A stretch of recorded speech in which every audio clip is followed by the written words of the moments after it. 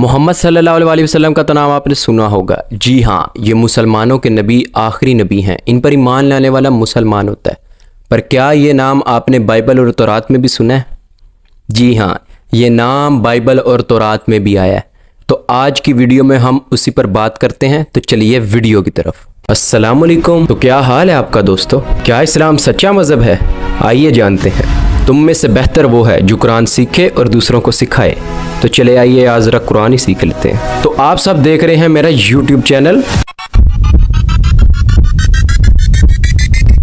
बिस्मिल्लाहिर्रहमानिर्रहीम। मा कान मुहम्मदिन अबा अहदिम मिन रिजालिकुम वलाकिन रसूलुल्लाहि व खातमन नबिय्यीन।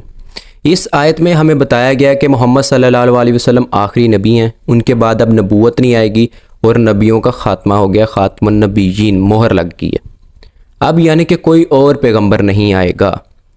पर क्या आपको पता है कि ये भी कुरान में ज़िक्र है कि जब भी कोई नबी अपनी कौम की तरफ आया तो उसने आकर खुशखबरी दी आने वाले पैगंबर की, जैसा कि सूरह सफ़ की आयत नंबर 6 में भी आता है। और याद करो उस वक्त की कि जब ईसा मरियम के बेटे ने कहा कि ए बनी इसराइल, मैं अल्लाह का भेजा हुआ पैगंबर हूँ और मैं तस्दीक करने आया हूँ अपने से कबल जो किताब आई यानी कि तौरात, और मेरे बाद आने वाला पैगंबर की खुशखबरी देने आया हूँ जिसका नाम अहमद होगा।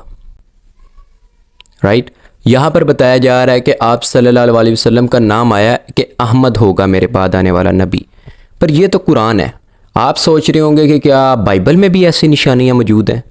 जी हाँ, gospel of John chapter 14 verse 16 में आया है, and I will ask father and he will give you another advocate to be with you always. बात हो रही है एडवोकेट के आने की। सेम यही अल्फाज gospel of John chapter 15 verse 26 में भी आए हैं। यहाँ पर एडवोकेट के आने की बात हो रही है, लेकिन वाज़ेह नहीं हो रहा कि कब आएगा और कौन। यहाँ पर क्रिश्चियन अवाम और क्रिश्चियन जो उलमा हैं वो भी ये कहते हैं कि ये होली स्पिरिट के बारे में है। चलिए बाइबल से पूछ लेते हैं ये किसके बारे में है। Gospel of John chapter 16 verse 7 में आया कि ताहम मैं तुम्हें सच बता देता हूँ कि मेरा जाना तुम्हारे लिए बाइस रहमत है, कि जब तक मैं ना जाऊँ तो वो कंफर्टर या पैगंबर तुम तक नहीं आएगा, लेकिन अगर मैं चला जाऊँ तो तभी वो तुम तक भेजा जाएगा। अब यहाँ पर आप जब टेक्स्ट पढ़ते हैं, जो तर्जुमा लिखा हुआ है उसमें कंफर्टर का लफ्ज़ है। जो कंफर्टर लफ्ज़ है उसका अगर आप एरमिक लफ्ज़ देखेंगे तो वो आपके पास आता है प्रैक्टिटोस, कि जिसका मतलब है वन हु वर्थ प्रेजेस। तो इस बाइबल की जो वर्स है इसमें बताया गया है कि भी वो जो पैगंबर है वो बाद में आएगा हज़रत ईसा अलैहिस्सलाम के। तो यहाँ से समझ आ रही है कि भी वो होली स्पिरिट तो हो नहीं सकते, क्योंकि वो हज़रत ईसा अलैहिस्सलाम की ज़िंदगी में आए हैं और मोहम्मद सल्लल्लाहु अलैहि वसल्लम है जो हज़रत ईसा अलैहिस्सलाम के बाद आए हैं। लेकिन आप कहेंगे कि यहाँ से तो हम लोग को इतनी वाज़े बता नहीं सकते चीज़। जी हाँ, चलिए हम लोग एक और चीज़ देख लेते हैं। Gospel of John chapter 16 verse 12 to 14 कि मेरे पास अभी और भी बहुत सी चीज़ें हैं तुम्हें बताने की, मगर तुम उसे बर्दाश्त नहीं कर सकते।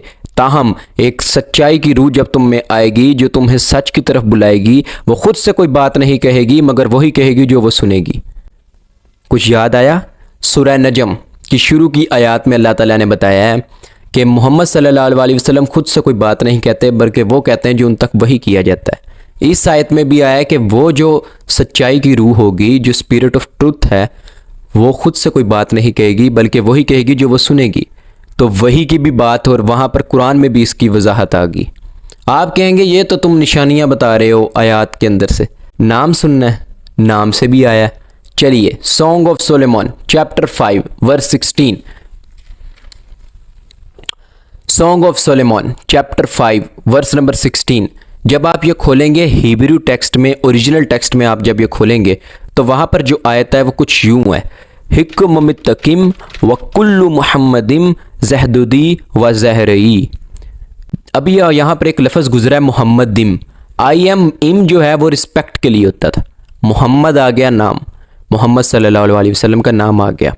इसको डॉक्टर जाकिर नाइक और बहुत से जो उलमा हैं उन्होंने भी इसके बारे में वजाहत की है कि, और ख़ुद क्रिश्चियंस पादरी भी मानते हैं कि ये मोहम्मद का नाम आया। तो यहाँ पर जो सा है बाई नेम आ गया मोहम्मद का। और जब आप इसका तर्जमा पढ़ते हैं तो उन्होंने बात की है लवली की, जो कि कभी भी इसका तर्जमा नहीं बन सकता।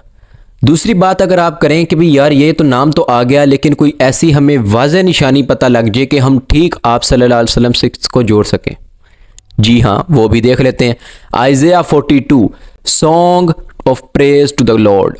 जब आप ये खोलते हैं ये वाली स्क्रिप्ट, यहाँ पर जो लिखी हुई चीज़ है उसके बारे में बताया गया कि एक शख्स आएगा, नई शरीयत लेकर आएगा, नया जौन सा है गीत गुनगुनाएगा और लोग बहुत खुश होंगे और वो हिदायत देगा, गुमराही से बचाएगा।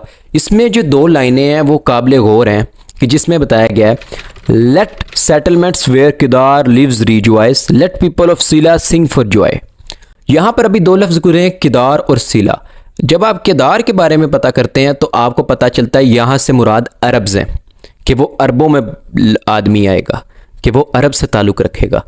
ये जो किदार है ये असल में एक अरबी कबीला था। आप जब देखते हैं कि यहाँ से तो हमें पता लग गया कि वो उसका ताल्लुक़ अरब से है। उसके बाद अगर हम बात करें सेला की, तो ये सेला क्या है?